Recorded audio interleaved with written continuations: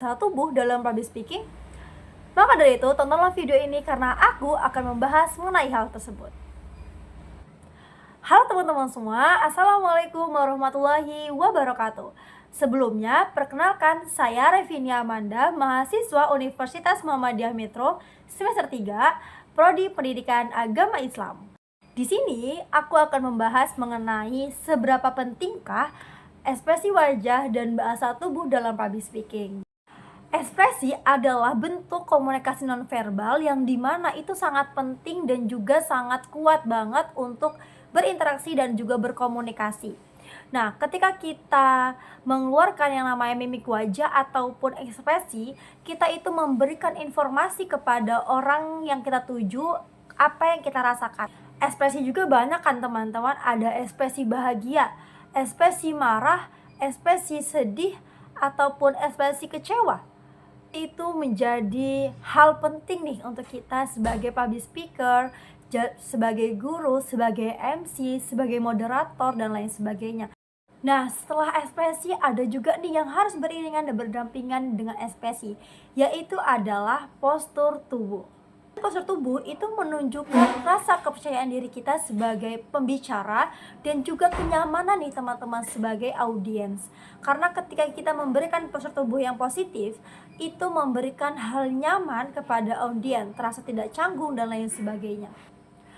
Postur tubuh juga ada yang negatif teman-teman. Ketika dia berbicara itu memberikan postur tubuh yang tertutup. Contohnya apa? Contohnya tangannya disaku ataupun tangannya seperti ini. Jadi memberikan kesan kepada audiens itu canggung banget kan. Selanjutnya adalah kontak mata. Dengan kontak mata kita itu membangun koneksi nih teman-teman kepada audiens kita. Karena ketika kita memberikan kontak mata kepada audiens, memberikan kenyamanan, tidak canggung dan juga profesional nih kita sebagai public speaker. Nah, ketika kita membangun koneksi kepada audiens kita menatap audiens kita, otomatis audiens kita itu melihat balik kepada kita dan juga di situ membuat suasana lebih dekat ya teman-teman.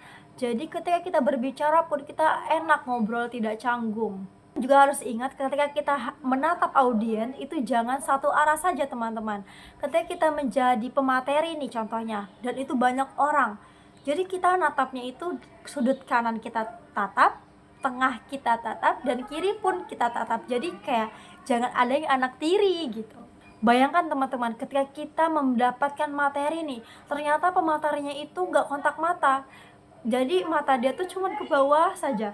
Jadi kan kayak nggak enak ya. Misalnya kayak assalamualaikum teman-teman, lah sedangkan kita di depan gitu kan. Jadi emang sepenting itu yang namanya kontak mata. Contoh yang pertama adalah kita menjadi MC formal. Assalamualaikum warahmatullahi wabarakatuh. Jadi ada senyum dan kita kontak mata ke semuanya. Seperti itu. Contoh kedua, kita menjadi pemateri. Di sini kita akan membahas mengenai NABZA, yaitu singkatan dari narkotika, psikotropika, dan zat adiktif. Dari dua contoh tersebut dan juga materi, semoga teman-teman itu paham sepenting itu yang namanya postur tubuh, kontak mata, dan juga ekspresi wajah. Cukup sekian dari saya mohon maaf apabila ada perkataan yang salah. Saya akhiri, nun wal qalami wa ma yasurun fastabiqul khairat. Wassalamualaikum warahmatullahi wabarakatuh.